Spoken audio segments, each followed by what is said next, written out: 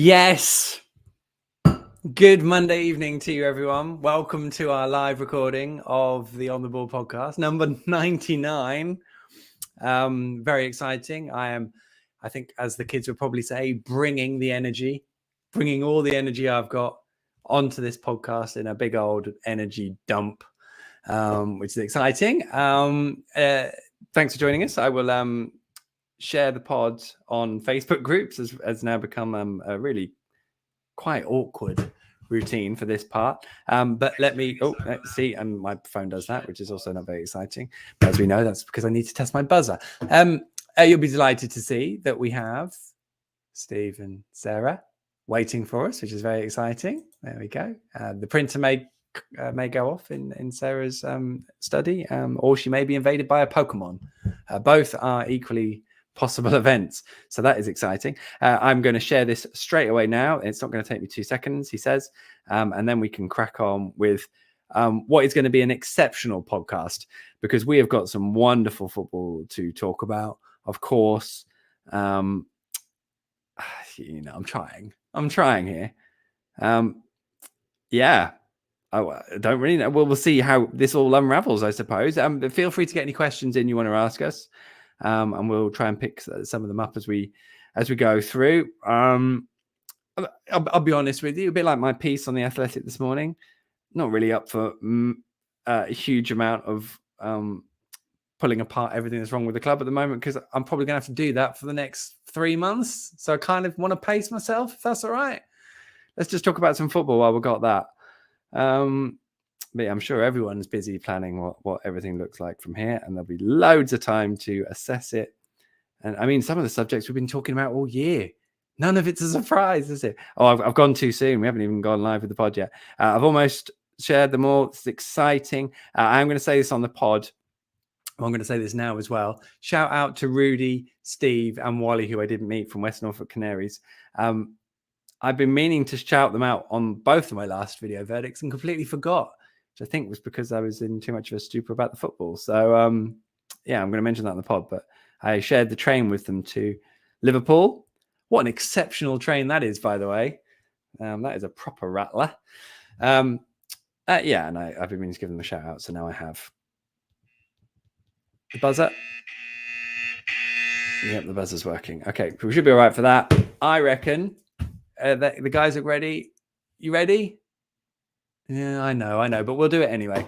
Comments are open, yep, so grab those, post anything you want, and myself and Steve will keep an eye on with those, and I reckon we get going, shall we? Okay, have fun, enjoy the podcast. Let's make the most of it, hey? Let's have a whale of a time. Right, see you on the other side. Enjoy it.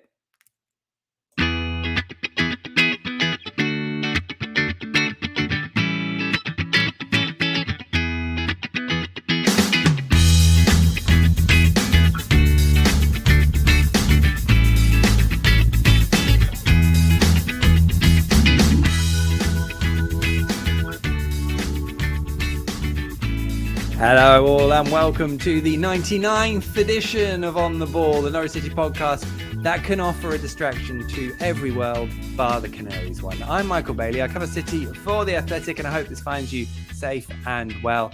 On the way, VAR's about face, the emergence of the spare seat, and follow the leads as we'll work through all that and more with our guests this evening, and they are Norwich City numberwang chief at NCFCnumbers, also known as our very own Steve Sanders.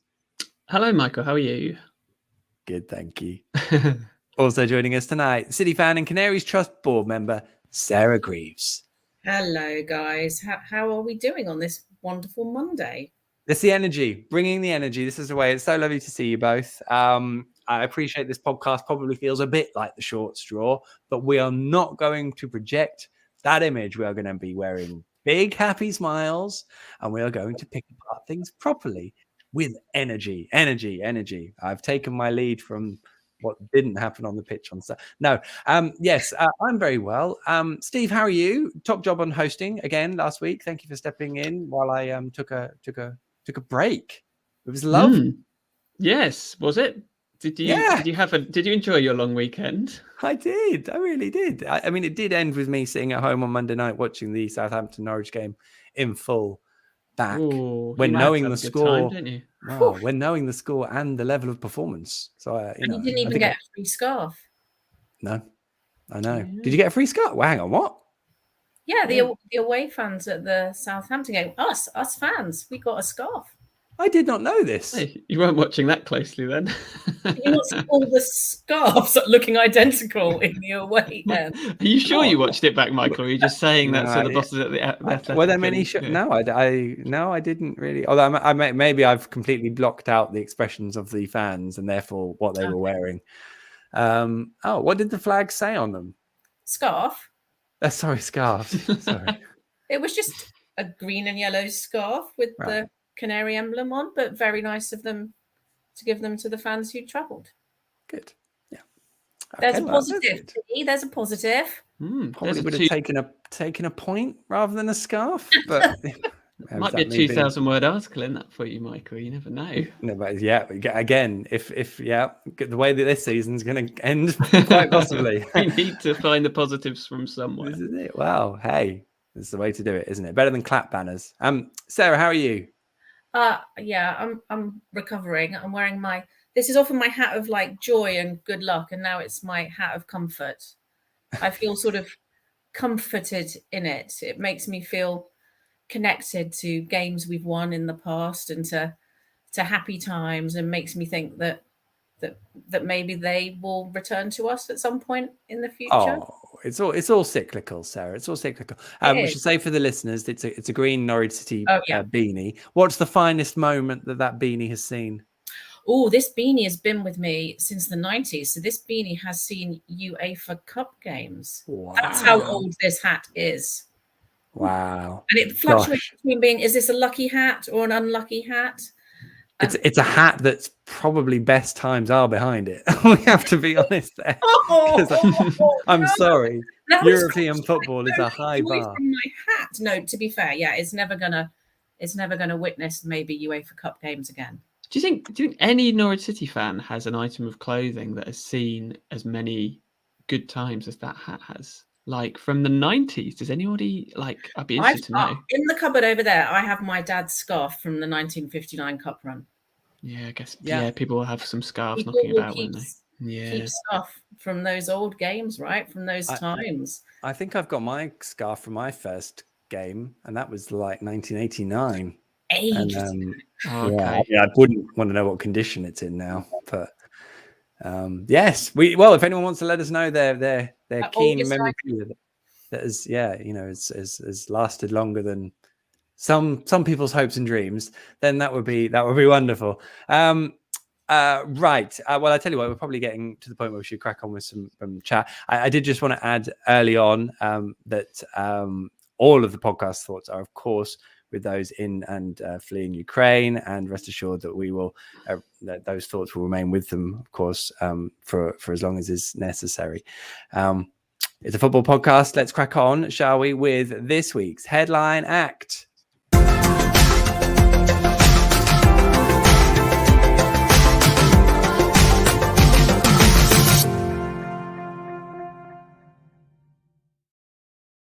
Oh yes, Norwich lost 3-1 home to Brentford.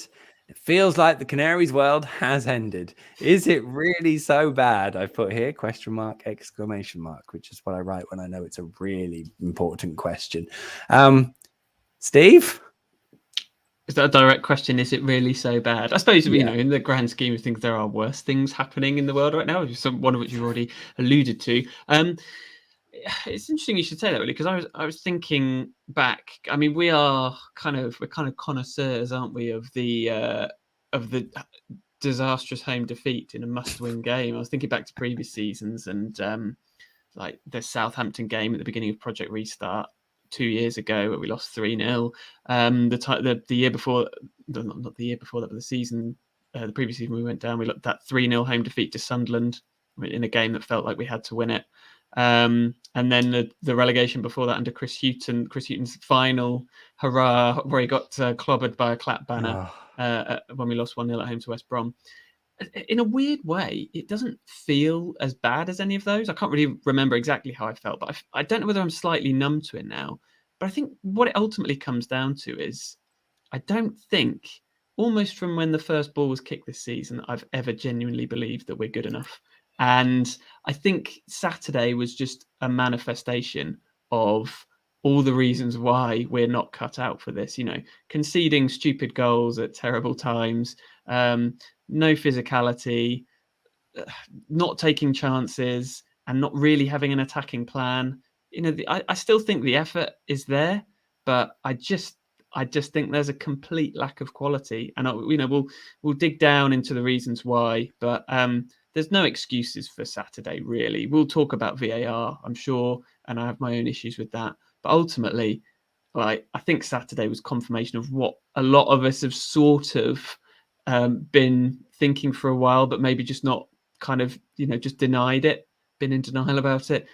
We're not good enough for this level. I think because you're talking about something while it's happening, you have to, things are fluid. So you're always at a point where you could be proven right or wrong. And I think you have to therefore give people benefit of the doubt. There's a lot of water to flow under the bridge before things actually happen.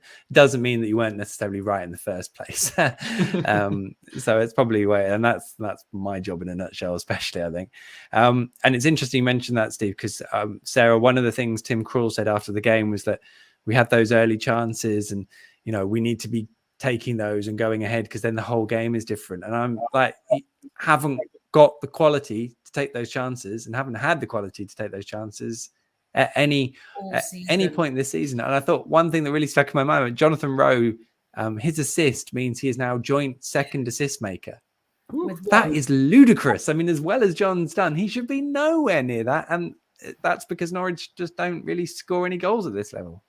Yeah, and isn't Grant Hanley number 3 on the score sheet or something? Why not? Yeah, almost. Well, he scored, so probably. Exactly. So there's bonkers statistics out there. I think, I'm always optimistic. Everyone tells me off for being too optimistic. I've been optimistic all season. I've been on this pod saying, no, they're going to put it together. They just need to find the right formation or get some passion and belief and, some fight and desire. And I went into Saturday not confident. I was not at all confident after sitting through Southampton, where to me that felt like a game if they were on that run, they'd turn things around, they were looking better, they had more belief perhaps. That few games where we got points, right? Remember that? And I thought going into Southampton, I thought this could be the game where they get something out of it, and we really think that this miracle, this belief to stay in the league could happen. At least we're not out of it yet. And Southampton just felt like we were kind of back where we were. The crowd were very much with them at Southampton, but we were kind of back where we were. And so I personally went into Saturday not that optimistic. The kids were very optimistic, thinking this was an easy win. And I did make them stay till right the last minute of the 8 minutes of added time, telling them this was a good lesson in resilience. And we would stay to the bitter end. But yes, they had those early chances. They needed to take them. Did we think they were going to take them? No. Were we surprised they missed them? No. Did we ever think after they were 1 behind they would get back in that game? No. I don't think they believed it. And that to me is one of the fundamental issues with this team now. They don't believe in themselves they can do it. Something goes slightly wrong for them and they don't have a plan. They don't have a formation. They don't have it. I don't even know what formation we're aiming to play or how we're thinking we're even going to score goals by eventually punting the ball up the pitch to Pukki. How are we making the best of a still very good striker who could be netting more goals at this level than he is? And we've lost that connection across the pitch between the players and what they're trying to achieve. And I think by default from that, they've lost the connection to the crowd. The crowd were with them, and then the crowd just, we were all there. I mean, I would say evaporate. Wow. And yes, it did evaporate because people went, and then with the ones of us that were left were freezing. But the crowd didn't believe it. They went 1 down. The team didn't believe they could get back in the game. The crowd didn't believe they could get back in the game. And it was then a sad rest of the game to sit through in a way, knowing what was coming.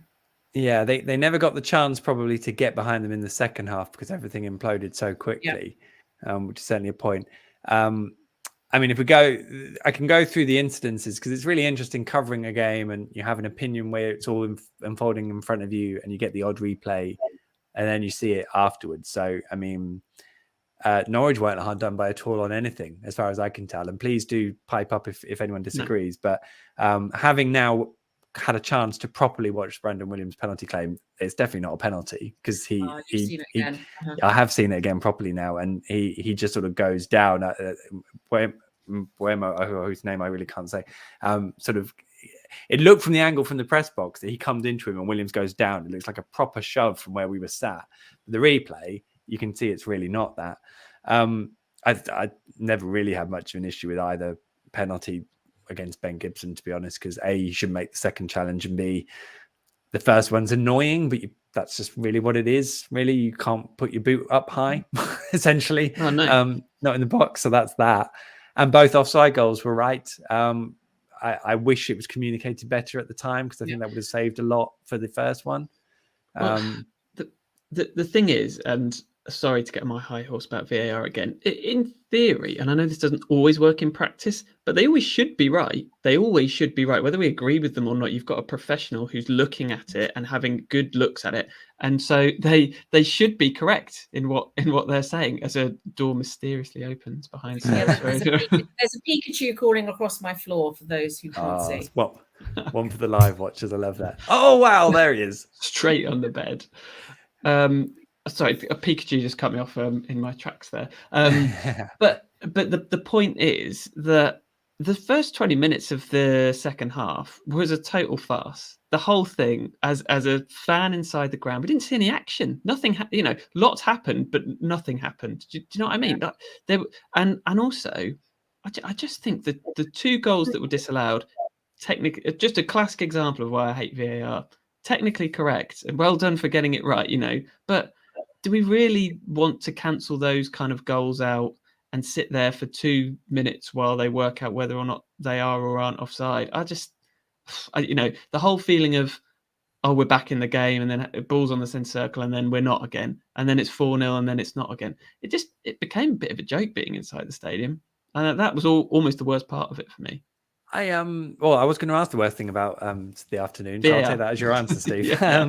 I mean, it did surprise me. I forgot who actually scored the first Norwich's disallowed goal. Completely forgot. It was Rashica, yeah. But then watching it back again, the distance of the amount of time between it, the ball hitting Pukki and then it's sort of getting half cleared and then coming back in the box and then the shot on goal. I mean, it wasn't exactly like it was the cross that led to the goal. I mean, and even Pinnock's cross is, I suppose that is at least a direct cross into the scramble, but I mean, it's neither here nor there really. It's just what Premier League football is, and don't think you're going to get away with it from it in the EFL, by the way, because it's definitely going to be coming in next season. I don't know if it's next season, but it's already earmarked for the Championship, I think.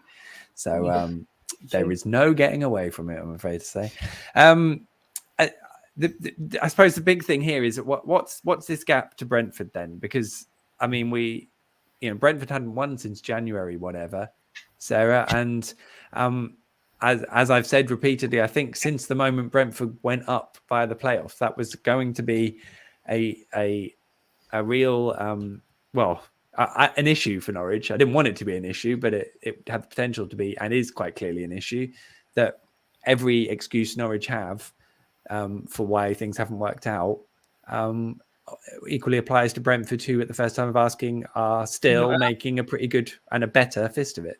Yeah, I mean, they had an exceptional start to the season, right? I mean, when we went up 2 years ago, you could say we had a pretty good start to the season and then it all unraveled, but they maintained more consistency going into the Christmas period. I thought as a team, they were way more physical than us. I mean, yeah, they were making the most of fouls, but they looked like they could have pushed us off the park all afternoon, right? It was men against boys at times. It was just quite shocking to me, that sort of difference in in the physicality and the stamina of the teams. And they looked up for it.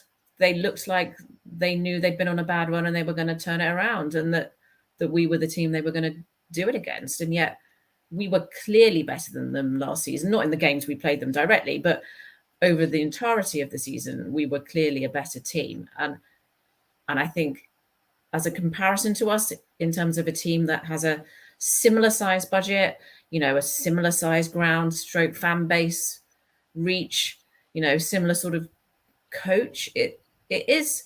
I'm pleased to see them. I'm pleased to see a team like ours doing well and perhaps staying up.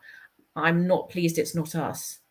I wish it was us making those signings that they made and keeping their star players. I wish it was us who had managed to do those things, because I wonder what the next season will be like for Norwich City now. I have to say, I'm in no way convinced Brentford will stay up. No, I don't think they were great. I don't think they were great at all. Like in the first half, they were better than us. They certainly were. But that I do think the first goal was critical. I'm not saying that we deserved to get anything out of the game. We didn't. But I do think that first goal was critical. And I think that's the difference, is that we gifted them that goal in a way that it was like someone at the back post, not marked from a corner or a free kick. And it was kind of like, what have we not been watching back over the last couple of weeks? Have we not thought that was maybe a bit of an error that we should have perhaps worked on? Oh, as Tim Krul said, they are working on them. It's just then something else goes wrong somewhere else, and got another issue. To be fair, in the first 10 minutes, if one of those chances had gone in, things could have been differently. But I think over the course of 90 minutes, I think we would have been hanging on for a point. The difference is, I guess, that the only way I could have seen us winning was scoring one of those early goals. I think had we scored early, Brentford could still have come back into it, but I just don't think it would have ever happened the other way around. I think as soon as that first goal went in, I struggled to see a way that we could have ever got anything out of that. I did just want to mention Christian Eriksen because I thought it was really interesting. There's been a lot of really lovely stuff said about him. There's obviously the brilliant moment where Brandon Williams that was wants to nut him and then goes, oh, no, it's Christian Eriksen. I want to give you a hug instead. And I think we probably all of, humankind probably feels the same. He was playing in a slightly deeper role. They've just literally put a video up from Sky Sports with Jamie Carragher picking out some of the stuff with the ball he was doing was a complete different level to anyone else on that football pitch, and most Premier League games I've seen this year as well, this season. He also got completely pressed out of it whenever anyone got near him, and you could see that he was sort of not quite there in terms of that sharpness in those moments.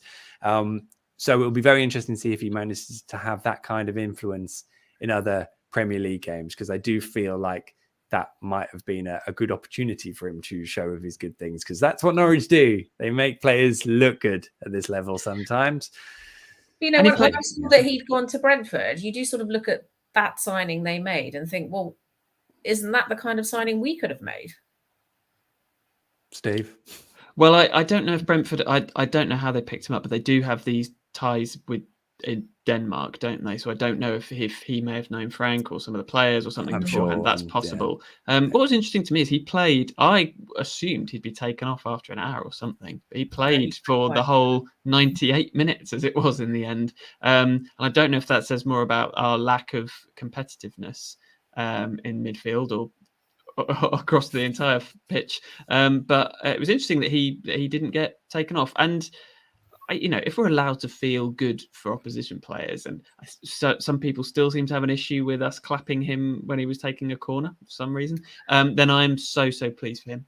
He's a lovely player to watch. The Klopp applauded Przemysław Płacheta when he emerged from the hoardings, having been down for 3 minutes at halftime at Anfield. No one goes, "Oh, what are they doing? Stop being happy clappy." It's got nothing to do with it. Just show some kindness, everyone, for Christ's sake. Even when we were 3-0 down and he came and took a corner in front of us, people were clapping him.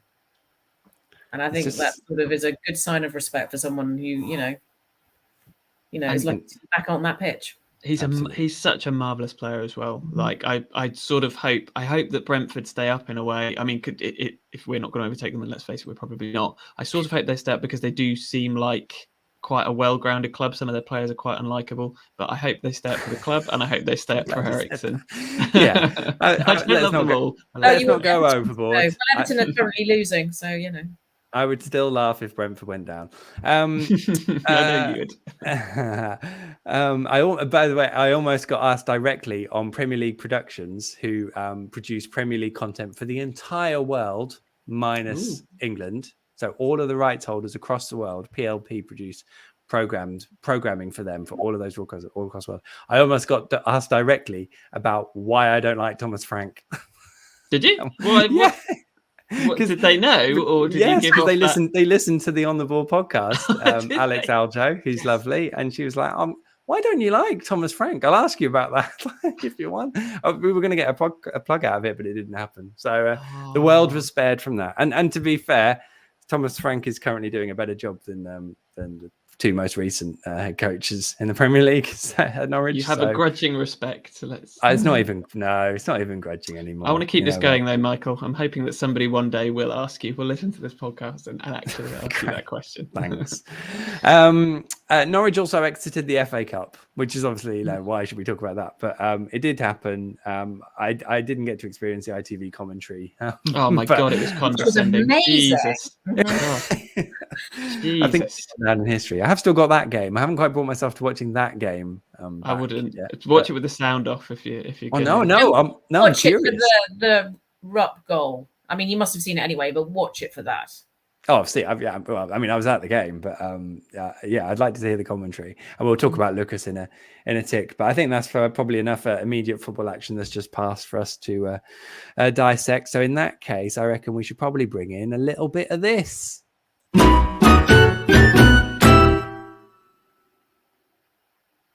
Yes, it is time to pick that one out, where the podders each get a short window to bring up an issue they're struggling to let go, other than, of course, all of the issues we've already talked about that we're all struggling to let go. If they lose themselves for more than 30 seconds, the buzzer sounds. And it's time to let it go, maybe. Sarah, would you like to go first? It's kind of a rhetorical question. I'm just getting my prop. Wow. Well, this is good, especially for the listeners. I'm cuddling my plastic canary from the 90s. I think was the last time we saw these again. I've really gone retro tonight, haven't I? I was going to say the hat and the canary are obviously esteemed buddies. Do you want to begin now, or is it essentially a hug for 30 seconds? Well, I don't really have a rant tonight. I normally have a rant about most things, but I just saw my canary on the shelf and he hasn't been inflated for a while, and he's just kind of like sadly deflating. And I just thought I needed to bring him along, because I think we all need to maybe hug our canaries to feel a bit better about the world. I can't rant about anything. I'm just empty of ranting, I'm afraid. Oh, and on that note, pretty good.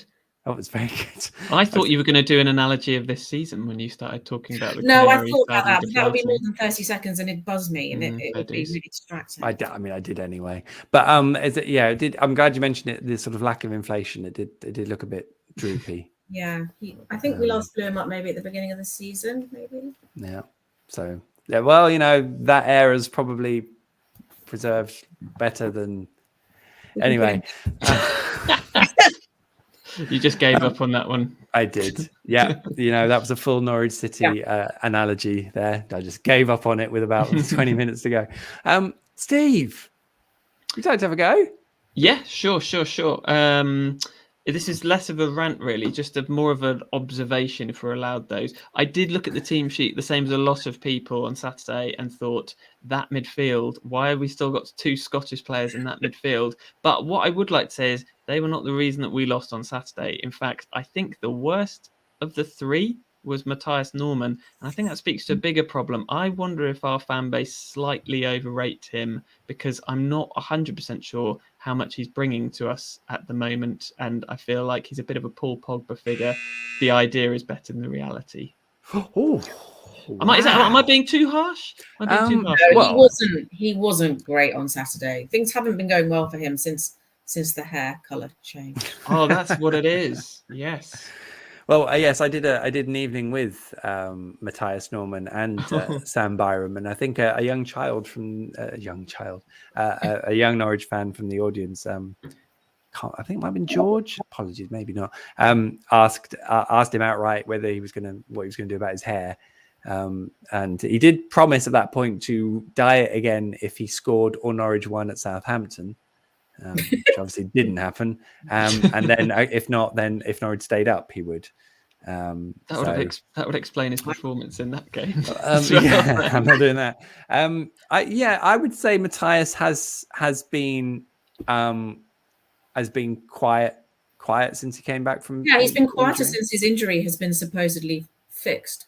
But I think he has done things well. I agree with you entirely that midfield wasn't really the issue on Saturday, but I think you're right, Michael. I think he has done things well, but that's part of the problem. Is you can sort of see what he's capable of, but it doesn't really manifest itself in good 90-minute performances, or at least it doesn't seem at the moment. For him, right?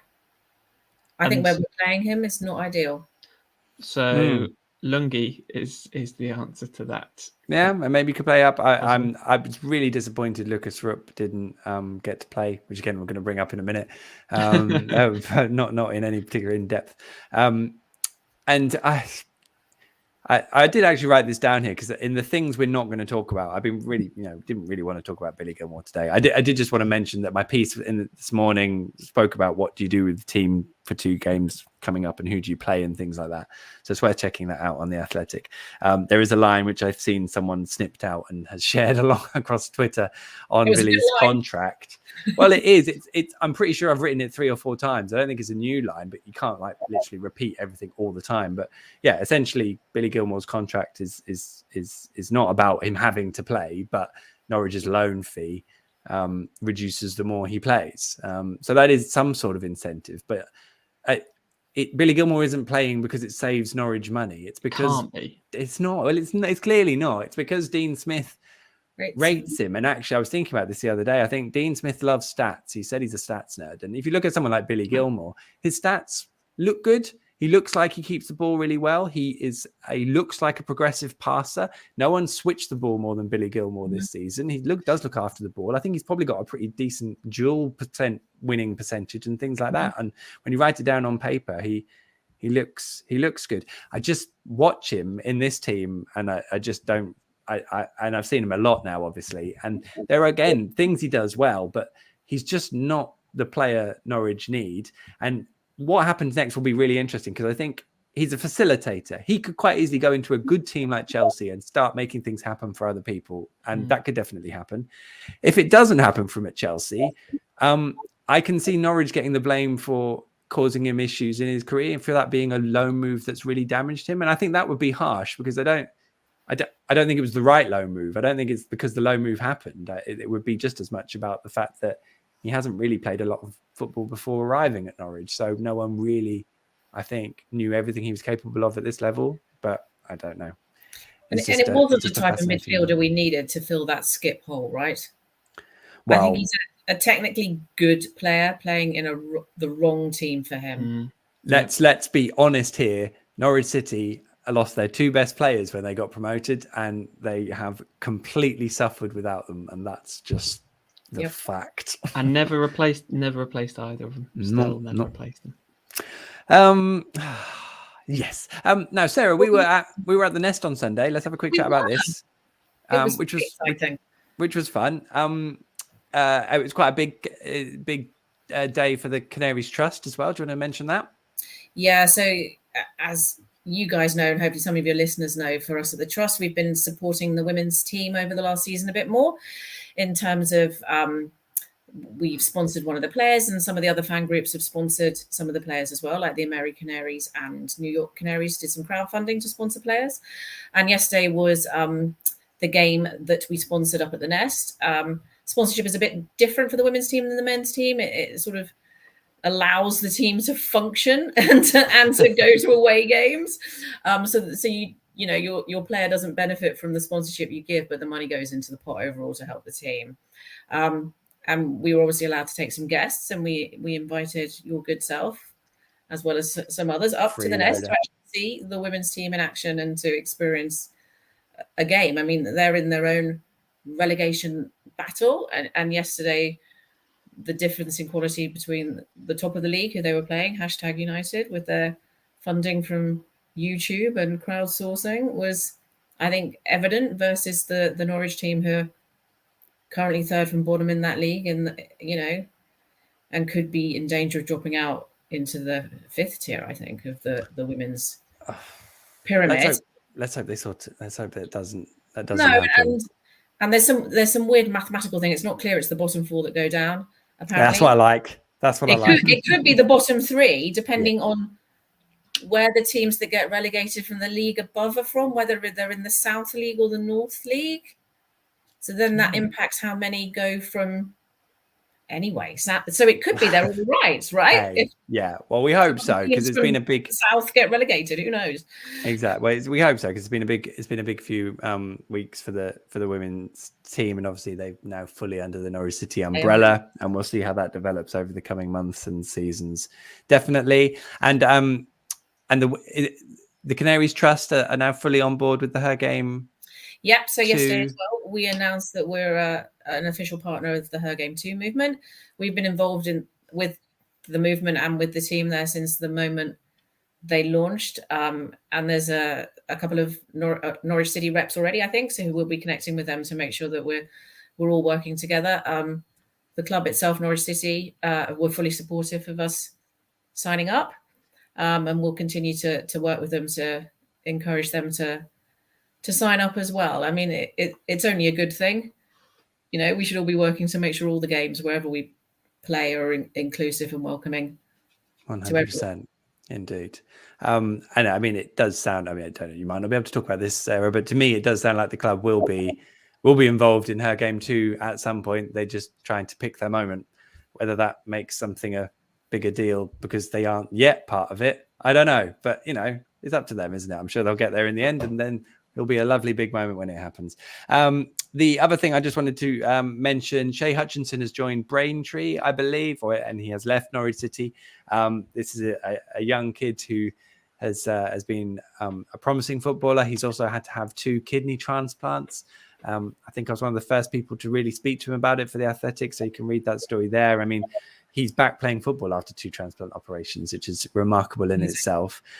He's a great kid, and he's still playing football, so I wish him loads of luck. Obviously, it wasn't meant to be with Norwich, but good luck to him and wherever he goes next. And I hope he gets to have a long and healthy and successful career, because he's a good man, and it would be great to see him go on to do that. In that case, I think just before you move on, Michael, speaking of good luck to wherever they go next, Daniel Farker has left. Oh yeah. Krasnodar as well, so without taking charge of a game. Without taking charge of a single game, so it'll be interesting to see where he rocks up next. It will be indeed. I wonder where. Yeah, that's a fascinating one. That good shout. Good luck, Daniel and the team. Right, let's have a halftime sting, shall we? Yeah.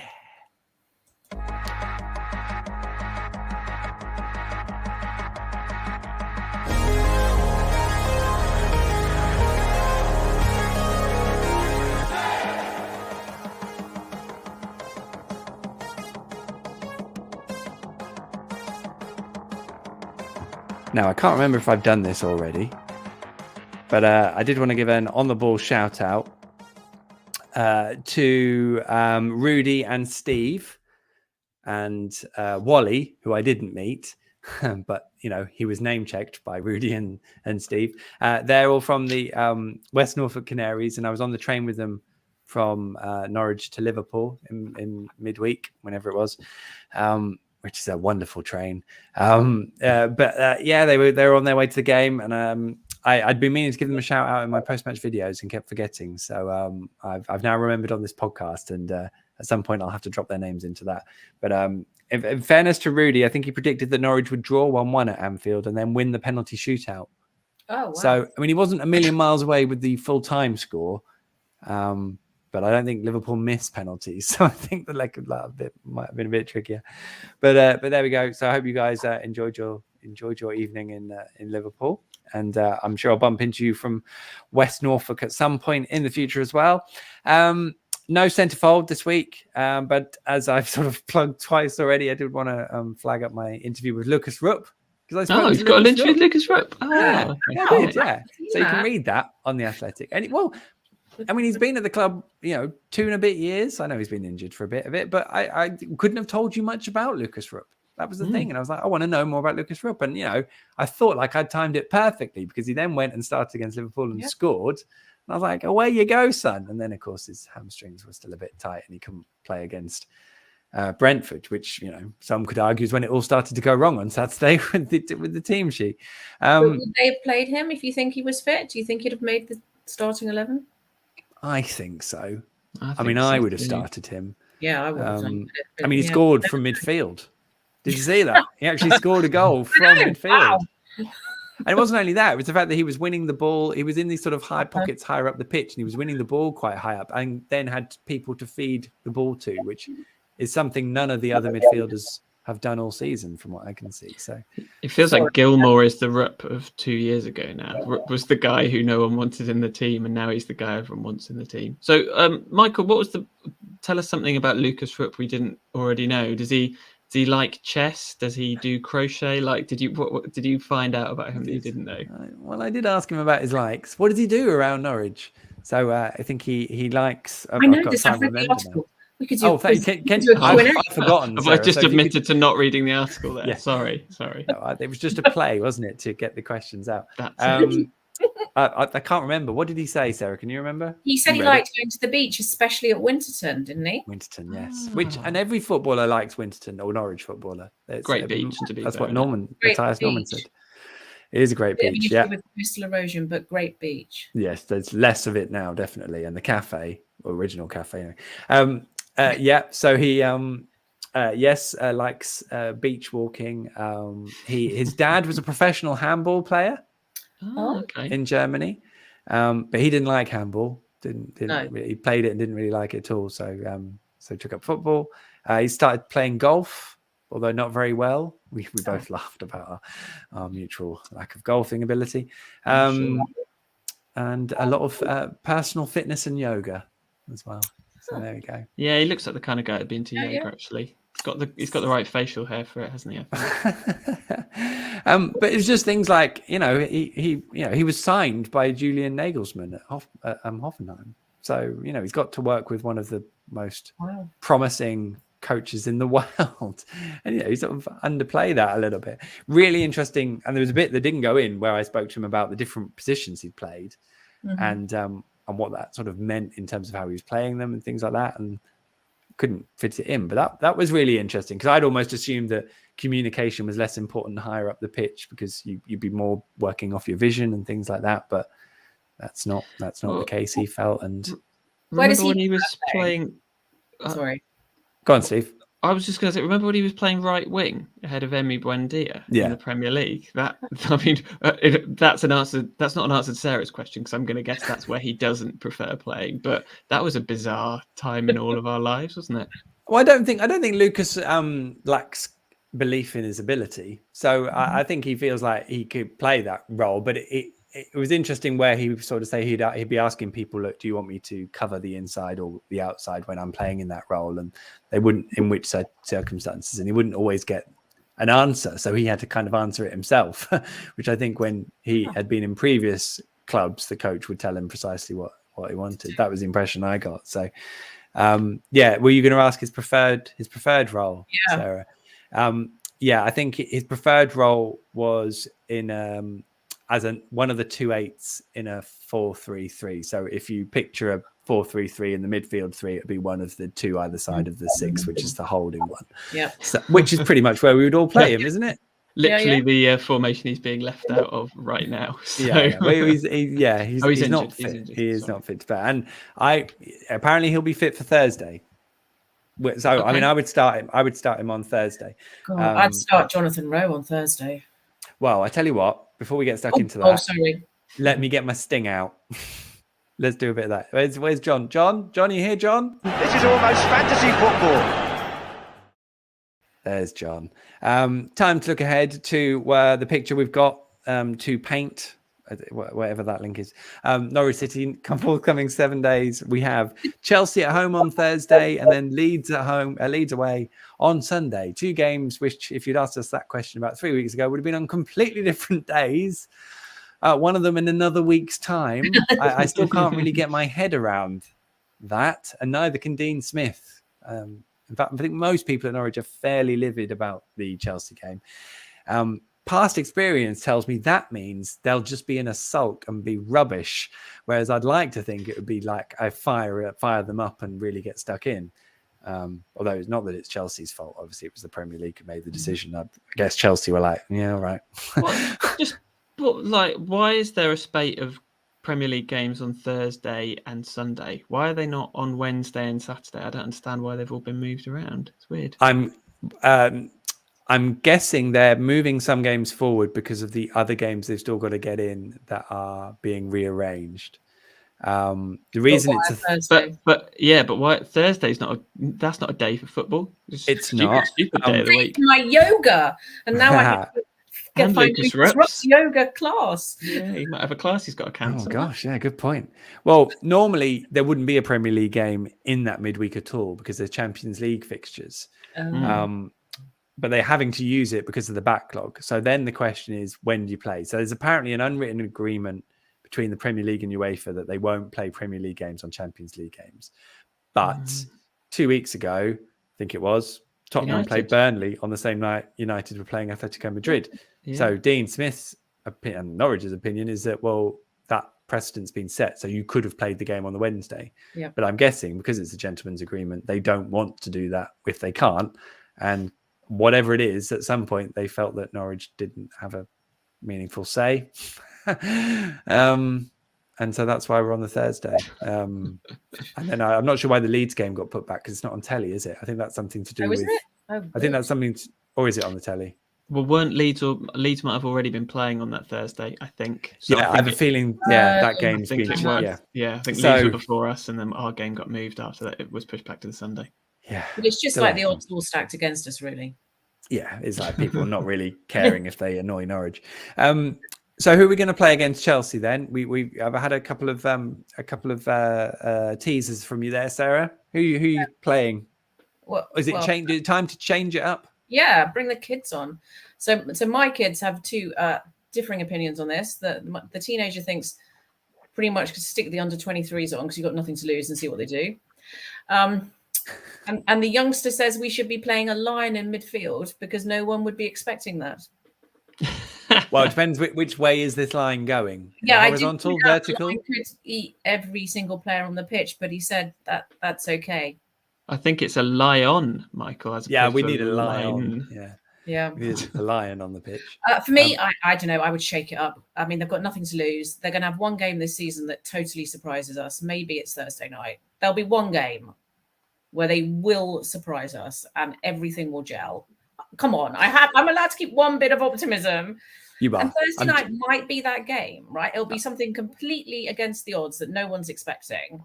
Which I'm just hoping we haven't already get crushed at Leeds away, but it could be Thursday night. But I would seriously, I would play the team that were winning and were playing well, and I would get Sorensen back in that midfield, and I would get Leeds Malou back in that midfield, and I would start with Jonathan Rowe.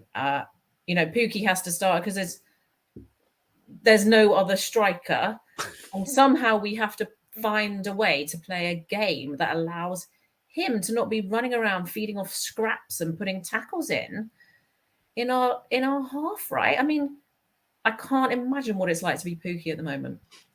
Okay, so we're building a team here. We're building a team. Sorry, I went a bit off there. No, but that was good. That was good because we had bits there. That could be my rant. Poor Pookie. Poor Pookie. The goat. What formation are you playing, Sarah, or do you care? Oh, I don't really care. Just one where they actually figure out how to mark at the back post. Okay, yeah, no, I like that. That sounds like a great formation, to be fair to you. I mean, we haven't actually, Steve, touched on the fact that Max Aarons sat on a league bench for the first time in his career since making his debut. Yeah. I was trying to think, has he ever done that? I don't think he has, Nope. has he? Nope. Yeah, Played. that's an interesting dynamic. I think Byron was arguably, it was a short Scotland, list, but I think he was maybe our best player on Saturday. I don't know. I still feel like I would like to see Max back. I think possibly against Chelsea, where slightly kind of more movement. But I can see why Byron was brought in, and certainly because of the physical threat that Brentford have, and obviously because of the performances he's put in. I think I would still like to see Max back on Thursday. Nothing against the way Byron played. I just think he'll be better suited to that level of opposition. We obviously won't be seeing Gilmour for sure, which I think some people will be pleased about, which probably means we will see Lucas Rupp. And I think I probably would just about throw Jonathan Rowe in. I do feel like we're just clinging on to whatever we can at the moment, and the hype is going a little bit too far with him because I don't really think he's done a lot. But at the same time, he attacked. He did, and I also think that you can't play the final 11 games with the same front three, and Poeta's not really going to give you anything, neither is Dow. So I do kind of think you might as well mix it up just to keep them on their toes. And I sort of think Rowe deserves it more than anyone else. I suspect it will still be Rashida Sargent and Pookie, but I wouldn't mind seeing Rowe for Sargent, for instance. I think my view is that the time will come for Jonathan Rowe to start a game. Definitely, I think it's for him, development wise, working perfectly fine at the moment that he comes on for 20 minutes, half an hour. As long as it's a good chunk, I think that's ideal because he's doing good moments. But to do that from the start, I think for 60 minutes is asking a lot because there's still so much that's raw about what he does. And I think you have to be realistic and you can't go, we're rubbish, we're going to go down, quick, let's start Jonathan Rowe. That's just not fair on him, I don't think. And in fairness, I think that's how Dean Smith sees it as well. So cue him starting on Thursday.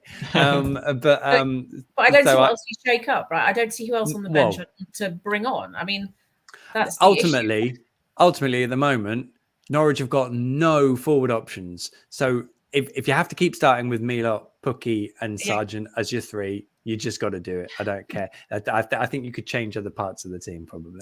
Just a quick one in the that's kind of come in the comments from Rob Scagnelli. Sorry if I said that wrong. I know obviously we'll talk about how ridiculous it is they've got no forward options because we've got all the rest of the season to talk about that. But is there still an option to play 4-4-2? Because it is a fair point that the best we've looked, certainly under Smith this season, has been with a front two. But can we actually do that with the squad that with the players that we've got? It would leave us pretty much nothing on the bench. But is it worth a go? Yeah, I mean, I don't think they could have done it against Manchester City or Liverpool, and I don't think they can do it against Chelsea. So the actual options that they've had to do that have been quite limited. They could have possibly done it at Southampton, and I think you can. I think Adam was playing really well and was absolutely ideal for it. So I think you have to expect that you could try it and it just won't look as good because you're going to be relying on Josh really doing that central role, I think. And then you could start with Jonathan Rowe in the wider role, which I wouldn't want to do personally for the reasons I've just said. So then you're looking at Poeta probably playing as the wide player, and then we start probably a conversation about the January transfer window and recruitment, and then we're here for another 4 days. That's for another podcast, Michael. We've got so many more to come. And whether they should have recalled players in that transfer window, that's come up a few times in the comments. I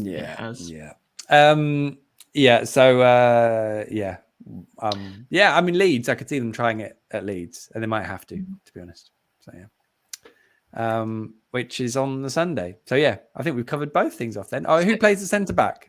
I'm assuming that Williams keeps his place. Let's keep. I would keep Sam Byram in there, but you've said Max Aarons, which is fine. That's a really good competitive spot. Tim Krul obviously stays in goal. Who's your centre back pairing? Same two. You'd go Like, same to you. Oh, Yeah. definitely. I wouldn't be throwing Kabak in. I mean, Oh, no. What about Zimbo? Zimbo's back. Had a good game, I thought. Against Liverpool, he did all right. I just think like Gibson and Hanley were not good at all on Saturday, but I just think it's the best partnership you've got. Like, I don't think you've got anything more on the bench. Maybe if Bamadelli was around, possibly, but I just don't think I would. Yeah, I mean, we're basically at the point where we've Sorry. got to stick with what we've got. That's my feeling on it too. Yeah. Sorry, I just think that is another situation where it's like, oh, why don't we play this player? But really, is it genuinely going to improve it? I don't think it will. It's like I don't see who I would really want in the team. Michael, you don't agree? Sorensen, maybe. I think there's a case, and it would probably be a suck it and see job. But there's a case to play Zimmerman and Hanley on Thursday, if only so that it, is a reset and then we have Leeds. But is there much to lose? And some of them might have got knocks and need to rest, right? Maybe. Yeah. We'll see. And midfield, we haven't even picked up. So if just everyone shove them all on and see if anyone notices. 4-3-3. I'm going to have Matthias, Lucas, and Pierre. Oh. Who's yours, Steve? I honestly, I would chuck Sorensen in. I just think we've not had a bad game really when he started. I think he's limited, but I do think he's one of our. He's in our best midfield. If it was me, I would play Sorensen, Norman, and Rupp, but I think it will be Norman, McLean, and Rupp. Okay, yeah, I'd agree. Sarah, I would go Rupp, Sorensen. Ooh. Lees Malou, maybe. Oh, complete change. Oh, absolutely. And with apologies to Maddie, it's Sorensen. Obviously, I knew that. Oh, everyone else did. Doing so well. Sorry, Maddie. Spelling and everything. Sorensen. Yeah, I'll get back on that. Now it wasn't my fault we got injured. So yeah, Sorensen, brilliant. Were there any other questions, Steve, that you noted or? Just one from Simon Smith at bang on 9 o'clock. Now that FIFA have said that any foreign players can break their contracts with Russian clubs, do you think we'll be able to sign Norman permanently? That might be one for you, Michael. I don't know whether you've given this any thought. That's interesting. Have FIFA actually said that? That's a very good point. There was a bit of speculation around today saying that it could be a thing. I think Nottingham Forest had asked, but apparently not, because they obviously want to sign anyone from Russia and they might go promoted. Nothing to do with anything. Just out of the goodness of their hearts for all of football, Nottingham Forest thought that this would be a good point for them to take up. So I don't believe that FIFA. I might be wrong. I might have missed it. Apologies. And please correct me if FIFA have literally come out and said that is the situation. I'm reliably informed that in terms of his loan deal, nothing is affected. So that makes me think that Norwich paid an upfront fee for him for the season and are paying all his wages directly to Matthias, and therefore there's no actual transactions taking place because it was literally like, no, it's nothing to do with it. So then it takes us to the summer. I guess if there's if there's a obligation, well, it's not an obligation, an option in place, then what happens with that in that situation will probably depend on what FIFA's rulings are and all of those sort of things. I mean, it would seem like an incredible thing for FIFA to rule on. I don't know if there's a precedent for that. So I don't know, but also I'm not sure we're in that situation as yet. And if I'm honest, I don't know if I can see Matthias being here next season if Norwich are in the Championship, because they're not going to be able to afford his wages first and foremost. However much he loves it here, there'll always be another club that will pay more money. So, but he's a really lovely guy. Speaking to him the other day was an absolute joy. I really like him as a player, and I'd have him here in a heartbeat. But maybe, and someone made this point a few weeks ago, maybe, saving some money on one of the other signings to have secured Matthias Norman permanently at the time might have been something of a more sensible decision back in the summer. But, we can save that one back in for those another time. Dizzy days of optimism. Beautiful. Well, I think in that case, I reckon we're done if everyone's happy, and we'll wrap it up for the 99th edition of On the Ball. the Norwich City podcast that is half expecting Roman Abramovich to rock up for the game on Thursday. If you're yet to do so, make sure you subscribe via your podcast player of choice. The pod is available free for everyone on their usual player, and we are now streaming the recording of the podcast live in video form on my social media channels. Just search Michael Bailey, The Athletic, Norwich City, and your preferred social media platform. Hopefully it'll show up. Ratings and reviews whenever prompted are always hugely appreciated. And if you want to get in touch with any questions or topic proposals, send me a direct message on Twitter. The handle is at Michael J. Bailey. A big thank you to our guests this fine evening. Steve, thank you so much. Our pleasure as always, Michael. Thank you. Top work. Sarah, thank you so much for joining us. Thank you. And thank you for coming to the women's game at the Nest yesterday, Michael. We really appreciated it. Absolutely. My pleasure to take it in. I really enjoyed it. And I will be back there again. Right. Well, we will be back next week for a fresh bout of Canaries Capers in another, and indeed our 100th edition of the On the Ball Norwich City podcast. Until then, never mind the danger.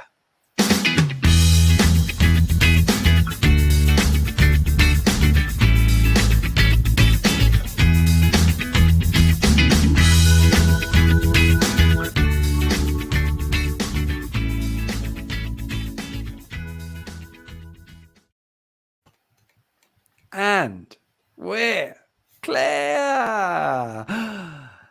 Steve, Sarah, all you Twitterkers out there, welcome to Wits End. If any of you have stumbled across this part of the podcast for the first time and wondering what's going on, then listen to On the Ball Pod number 42. That was live on September the 8th, 2020, when everything seems so exciting. We'll explain it all. We did explain it all there. You can email this bonus part of the podcast directly, Twitterkers, Twitter, KERS at iCloud.com, or use the hashtag Twitterkers on Twitter. Just don't explain what it's about, because this is a secret club for only those who discover it, which is us three and you. So that is lovely. I was just trying to see what the Everton score was, because it's 5-0 now. They're 5-0 down. And there's an hour hasn't gone yet. So I'm sorry, what? It's 5-0 and there's not an hour gone yet. Yeah, I'm just looking at it. While you were closing up there, Michael. Obviously, I love your endings to the show always, but on this occasion, I was just checking the score, and it's 58 minutes gone, and Spurs are 5-0 up. And the first goal was a Michael Keane goal. So he just he loves it. He just loves scoring for the other team. Wow. So, Well, in fairness, I mean, I have just unilaterally kept writing Everton out of it, because it's like they never go down. Historically. Never overestimate Lampard. Is what I would say. The Lampard factor is real. Lampard's Everton. I mean, there's a lot going on at that club at the moment. In fairness, it must be pretty unsettling. So, imagine if we went down with them. I mean, I've sort of written off the fact that we could stay up in place of them. But imagine if we go down with them. I mean, I get that is maybe a debate for another day. Who would we like to go down with? It's always a fun debate, isn't it? It's always a good one. We always have that one. Each relegation, there's always that period. Cool. Who'd you like to go down with? The championship table to see who's leaving that and who might be coming up. Yeah. Sorry, I was going to say, aren't Burnley in like serious financial trouble if they go down? Is what I may have heard. In which case, I mean, not that I wish ill on another club, but that might be a potential promotion rival on out of the way, possibly. Yeah. I mean, you do look at the championship and think, oh, that's like, that's not like Luton are fourth. You're a bit like, but it's easy to say that when you do well in the championship all the time. I also remember Luton, it could be quite hard. Yes, this is true. Oh, well, we'll save the relegation debate for another one, unless anyone wants to let us know who they'd like to go down. Here we go. Look, here we go. Stephen Murphy's been in touch. I hope Everton go down instead of you guys. I believe that Stephen Murphy is a Liverpool fan. He may, because he was welcoming us back to Anfield for another game. And I've got news for you, Stephen. It may be a while before we're back, unless the cup gods draw us together again, and I really hope they don't. I mean, I was literally there's a big old new stand they're building. Just started. I was thinking, wonder whether that will be built when I'm next, or full, or actually 5 years old. A couple of bits then for Twitterkers. I just wanted to mention Jamie Allison had mentioned, I think in past Wits End, we'd mentioned players and their chants, because all players love their chants, obviously. And he'd suggested Michael Turner didn't particularly like his chant. Let me see if I can find exactly What was it? Let me see. It was in a message. Hold on, 2 seconds. This is terrible preparation, obviously. He says, Jamie says, I remember there being a rumor Michael Turner disliked he used to be but now he's all right chant. That's the most inspirational chant, is it? You can, not only have you said he wasn't very good in the first place, but he's now no better now than only all moved right. up to all right. Average. Yeah. Damning him with faint praise there. But Matthias Norman, he just recounted his entire chant, and actually corrected the fan who sang it to him when I was at this Norwich City Fan Social Club forum with him. So that's nice. He's well aware of. He's well there. He's well in there. Maybe he will stay. It's that beach at Winterton. Yes, it's a winner for everyone. And the other one I was going to mention, which was from Canaries Down Under. G'day. Sorry. I remember when Tony Cotty joined. That was special, which I think was in a nod to last week's, which obviously I wasn't on. Steve? Yes. We were talking about the sort of surprise. I think we were seeing if there were any comparable signings to Christian Eriksen. And Dan was talking about Martin Peters. And now we have Tony Cotty in that ticket as well. I remember that. I couldn't. He scored at Stockport away, I think, which is his first goal after his free transfer move from Everton, I would guess. Yeah, maybe Leicester. He was at Leicester for a while. Or maybe Leicester. Yeah. I mean, he was like, wasn't he like 35. nearly 40? Yeah. He was getting on a bit. 5 years. The game with Steve Walsh, both in the twilight of their careers, I think is how you'd probably describe it on football cliches. That puts where we are now into some kind of perspective, doesn't it? I honestly think in 3 or 4 years' time we'll be going about how good these times were. And maybe no one actually thought it at the time we were getting beaten 3-1 at home by Brentford. I remember we had Billy Gilmour. Wasn't that amazing? He's like Scottish, Messi. Scottish Kante, is he? But Tony Cotty scored his first goal. It may have been his only goal in the end, to be honest, in a 2-0 win at Stockport. I was going to go, but there was a fuel crisis and there were queues at the forecourts and never made it to see Tony Cotty score for Norwich. So it's my Tony Cotty story. The one thing I haven't mentioned was Delia Smith's appearance on Lorraine Kelly, but maybe I didn't even know. No, I didn't see that. She's been everywhere. She was on the One Show as well. Oh, okay, that's good. Are you an avid yellow and watcher green cushions on that one? No, but someone I know works at the publishers that's publishing her book that she was on the shows talking about. Well, there we go. There you go. Are you an avid watcher of Lorraine then, Michael? Is it because you work from home these days? You switch it on in the mornings. No. I know. I saw the Metro story that was written off the back of it. So you can all just Google that one if you want to. And there were a few empty seats. We didn't actually mention it. I was going to mention it, but there were a few empty seats on Saturday, weren't they? Like even at kickoff. Yeah, well, there definitely were with half an hour to go. When that third goal went in, they were streaming it. Yeah, I wonder if that's a comment on the standard of play lately. That people have been complaining about that, haven't they? There was a curious situation for the supporters, really, wasn't it? Norwich concede a fourth goal. The supporters are like, oh, for goodness sake. Up they get. Lots of them, thousands of them get out. Then the goal gets disallowed. So do they go, oh, no, 3's not so bad. I'm now going to come back in. Or, because I think some definitely came back, but most, I think, still left. Yeah. I didn't see many come back into the ground near where we were.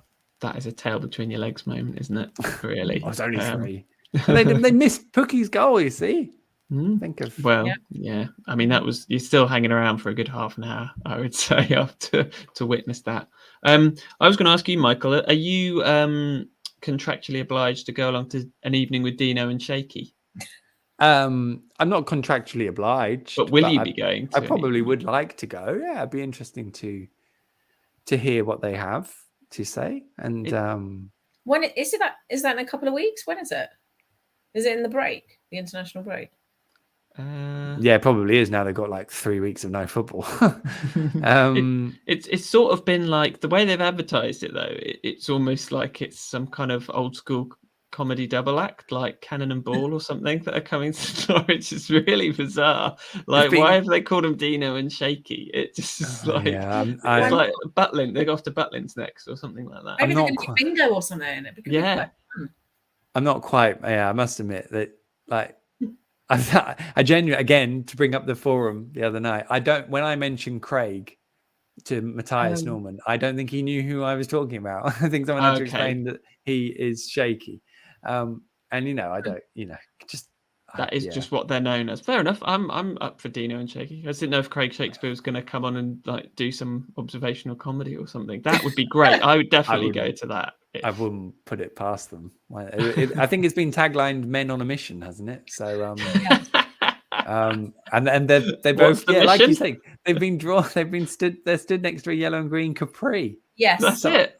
Which is great. I'm personally hoping they actually arrive in a capri. It looks like some 1970s cop show, right?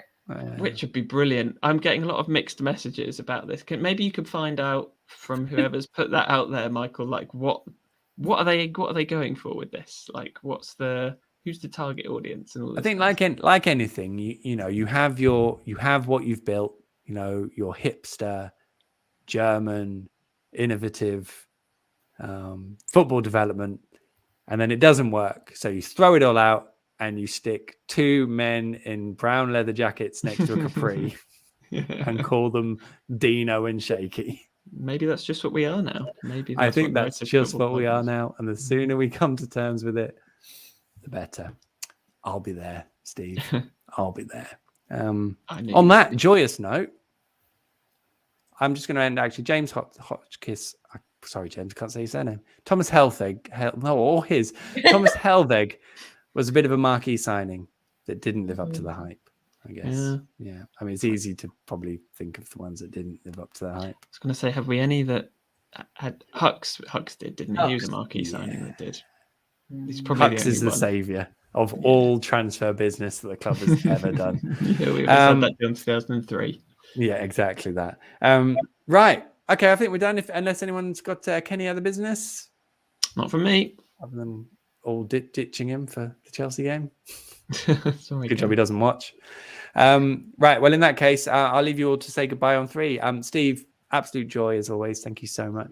Sarah, brilliant having you on. Hope we get to do it again soon. Love to the family and Pikachu. Yeah. And if you can all say goodbye on 3, that'd be lovely. 1, 2, 3.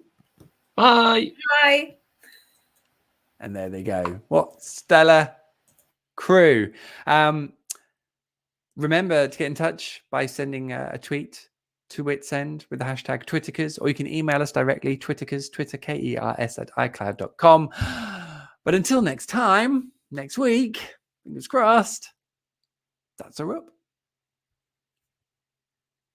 And that is indeed the podcast. Thanks everyone for watching. Thanks for all your comments. Sorry we didn't get through to them, through from any of them, but as I might have said, 100th episode next week, which will be obviously post Chelsea and post Leeds.